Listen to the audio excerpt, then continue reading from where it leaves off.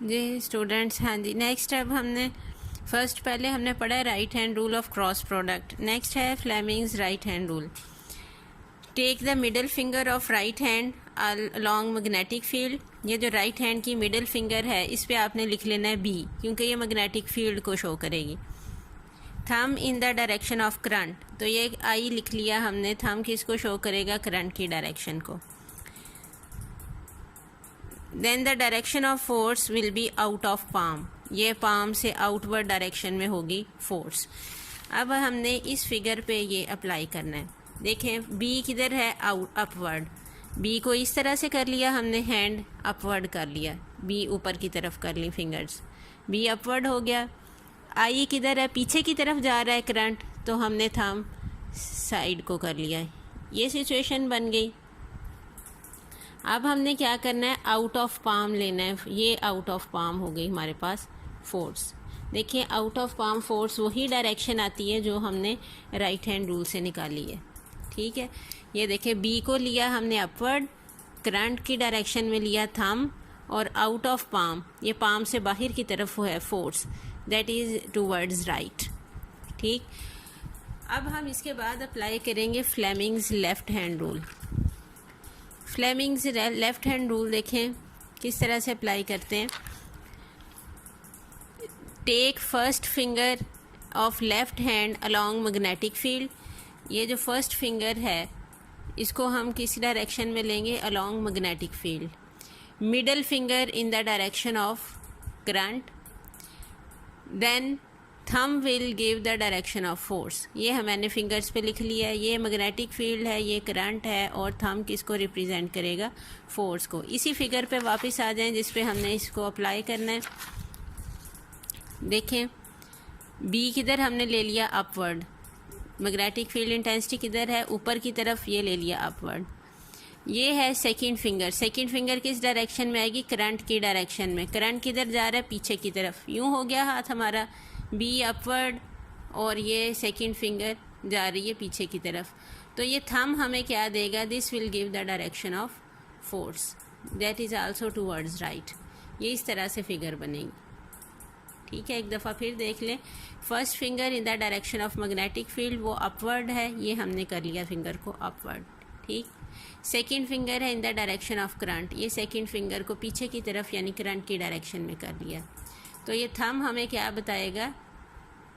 Direction of force. ये हमने direction of force find कर ली इस तरह से। ठीक है, यूँ बनेगा ये हमारा। नेक्स्ट कन्वेंशंस हैं। The following conventions are used to represent the direction of magnetic field और करंट। ये कन्वेंशंस करंट के लिए भी यूज़ होती हैं और मैग्नेटिक फील्ड के लिए भी यूज़ होती हैं। जब इस तरह से डॉट डॉट लगे होंगे किसी भी जगह पे, तो इसका मतलब क्या है? मैग्नेटिक फील्ड की डायरेक्शन क्या है? आउट ऑफ पेज, या आउट ऑफ पेज को हम ये भी कहते हैं टूवर्ड्स द रीडर। ये टूवर्ड्स द रीडर है ये मैग्नेटिक फील्ड की डायरेक्शन। जो क्रॉस लगे होते हैं ये किस चीज़ को शो करेंगे कि मैग्नेटिक फील्ड की डायरेक्शन है इन टू द पेज। ठीक है, जैसे यहाँ पे हमने मैग्नेटिक फील्ड की डायरेक्शन अपवर्ड ली है, बाहर की तरफ ली है, तो उसको अगर रिप्रेजेंट करना हो तो डॉट से रिप्रेजेंट करेंगे। जहाँ पे मैग्नेटिक फील्ड इनवर्ड होगा, यानी ऊपर नॉर्थ पोल है, नीचे साउथ है, इनवर्ड डायरेक्शन होगी, वहाँ पे हम क्रॉस से रिप्रेजेंट करेंगे। The SI unit of magnetic field intensity B is tesla. ऐसे यूनिट जो मैग्नेटिक फील्ड इंटेंसिटी का है उसे हम कहते हैं टेस्ला। कहाँ से निकालेंगे? फोर्स का ये मैक्सिमम फोर्स का फार्मूला हमने निकाला था ILB, तो B यहाँ से निकलेगा F/IL। फोर्स का यूनिट क्या होता है? न्यूटन। करंट का यूनिट है एम्पियर। लेंथ का यूनिट क्या है? मीटर। तो 1 टेस्ला किसके इक्वल होता है? 1 newton over 1 ampere into 1 metre. तो इसको हम डिफाइन कैसे करते हैं? The magnetic field strength will be 1 Tesla if it exerts force of 1 Newton on a conductor of length 1 meter. देखिए क्या है ये? The magnetic field strength will be 1 Tesla if 1 Newton force acts on a conductor of length 1 meter placed at right angle। Theta 90 लिया था जब हमने force maximum निकली थी। And current of 1 ampere is flowing through it. ठीक है, ये है डेफिनेशन टेस्ला की। ये शॉर्ट क्वेश्चन में भी आ जाती है। ये यूनिट है मैग्नेटिक फील्ड इंटेंसिटी का, ये आपने याद रखना है। टेस्ला जो है ये किसके इक्वल है? Newton per ampere per metre के। जो स्मॉलर यूनिट है मैग्नेटिक फील्ड इंटेंसिटी का वो है गाज। ठीक है, गाज किसके इक्वल होता है? 1 टेस्ला जो है ये 10⁴ गाज के इक्वल होता है, यानी गाज स्मॉलर यूनिट है और टेस्ला बिगर यूनिट है। अब यहाँ पे हमने थोड़ी सी एक्सटेंशन की है राइट हैंड रूल की ही, कि अगर हमें इस तरह से गिवन हो कि ये हमारे पास एक कंडक्टर शो किया है जिसमें क्या लगा है? डॉट। अब ये डॉट किस चीज़ को शो कर रहा है? कि ये एक ऐसा कंडक्टर है जिसमें से करंट फ्लो कर रहा है आउट ऑफ पेज। ये अभी हमने कन्वेंशंस पढ़ी हैं कि डॉट किसको शो करेगा? करंट को आउट ऑफ पेज। ठीक, और ये 2 पोल पीसीज हैं, एक तरफ नॉर्थ पोल है, दूसरी तरफ साउथ पोल है। हमने यहाँ पे मैग्नेटिक फील्ड अप्लाई कर दिया और हम फाइंड करना चाह रहे हैं फोर्स जो इस कंडक्टर पे अप्लाई होगी।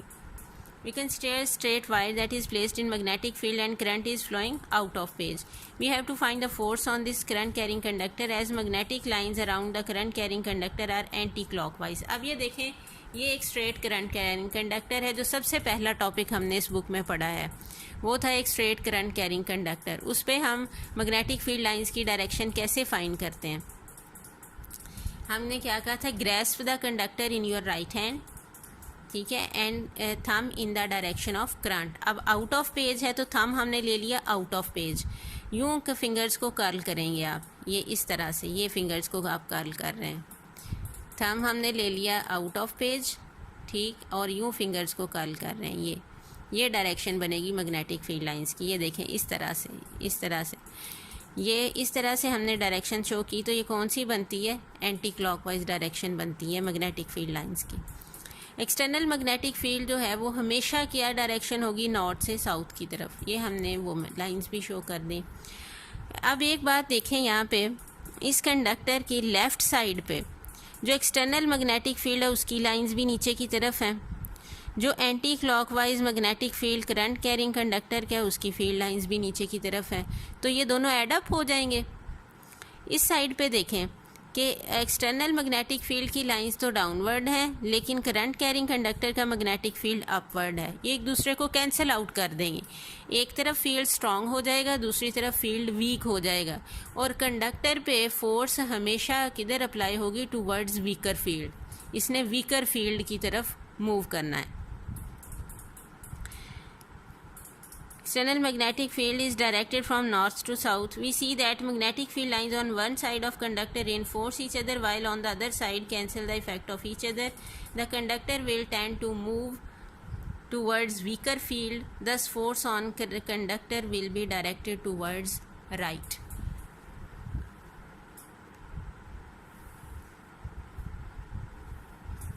ठीक है, इसकी हम फर्दर एग्जांपल्स लेते हैं। इसके अलावा भी बहुत सारी हो ले सकते हैं हम कॉन्फ़िगरेशंस। जैसे अगर हम इस तरह से ले लें कि ये हमारे पास है कंडक्टर, इधर है नॉर्थ पोल, इधर है साउथ पोल। ये है एक्सटर्नल मैग्नेटिक फील्ड की डायरेक्शन। अब इसके गेज मैग्नेटिक फील्ड लाइंस की डायरेक्शन क्या होगी? चलें, हमने डॉट वाला तो कर लिया, यहाँ क्रॉस ले लेते हैं। क्रॉस का मतलब क्या है? Into the page. Into the page current की डायरेक्शन में आपने लेना है थंब। थंब को आप इनवर्ट कर लें सबसे पहले, फिर फिंगर्स को कर्ल करें इस तरह से। ये फिंगर्स कर्ल कर रहे हैं तो डायरेक्शन कौन सी बन रही है? Clockwise direction. थंब इन्वर्ट करके हमने इसके गेट जो मैग्नेटिक फील्ड लाइंस ड्रा की उनकी डायरेक्शन क्या बन रही है? क्लॉकवाइज।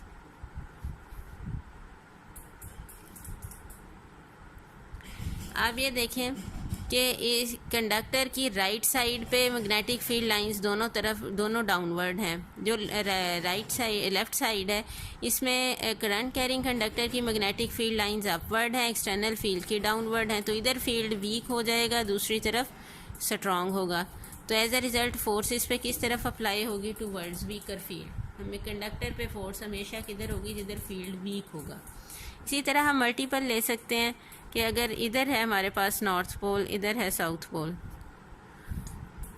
यहाँ पे है हमारे pass out of page current. फिर क्या होगा, ये मैं आपको कुछ क्वेश्चंस दूंगी प्रैक्टिस के लिए, आपने उनको सॉल्व करना है। अगर नहीं पता चलेगा तो कल के लेक्चर में मैं आपको बता दूंगी।